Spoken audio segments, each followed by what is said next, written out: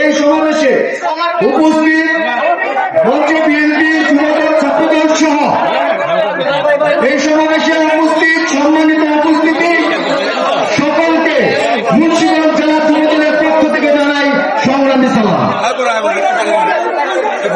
প্রথমেই শ্রদ্ধার সাথে স্মরণ করছি যাদের রক্তের বিনিময়ে অর্জিত আমাদের এই নতুন বাংলাদেশ, সেই শহীদ রিয়াজুল, সজল, দীপন, তারিক, শহীদুল ইসলাম খান, শহীদ আকবর সহ একটি বিশাল শহীদের রক্তের বিনিময়ে আমরা নতুন বাংলাদেশকে গঠন করছি।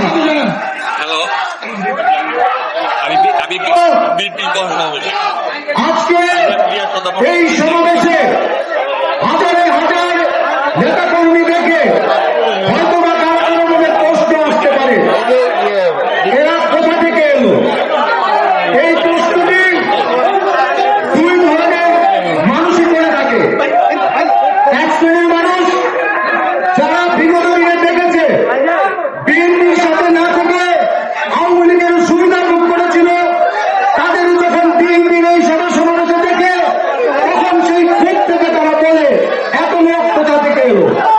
আরেক শ্রেণীর মানুষ তারা এই কথাটি এই জন্য বলে তাদের উদ্দেশ্য থাকে ভিন্ন রাজনীতি করা যায়, কিন্তু যা সত্য তা সত্য, কেউ স্বীকার করুন বা না করুন। মুন্সিগঞ্জ বাংলাদেশ জাতীয়তাবাদী দল বিএনপি অন্যতম শক্তিশালী একটি দুর্গ। বিএনপি মানে ধানের শীষ, ধানের শীষ মানে মুন্সিগঞ্জ, মুন্সিগঞ্জ মানে দেশনেত্রী বেগম খালেদা জিয়া, মুন্সিগঞ্জ মানে দেশনায়ক তারেক রহমান, মুন্সিগঞ্জ মানে জননেতা আলহাজ আব্দুল হাই, মিজানুর রহমান সিনা, জননেতা মোহাম্মদ মহিউদ্দিন। সংগ্রামী নেতৃবৃন্দ, জননেতা মহিউদ্দিন বাংলাদেশের মুন্সিগঞ্জ বিএনপি রাজনীতিতে মেরে ঢাকা তারার মতো কাজ করেছে।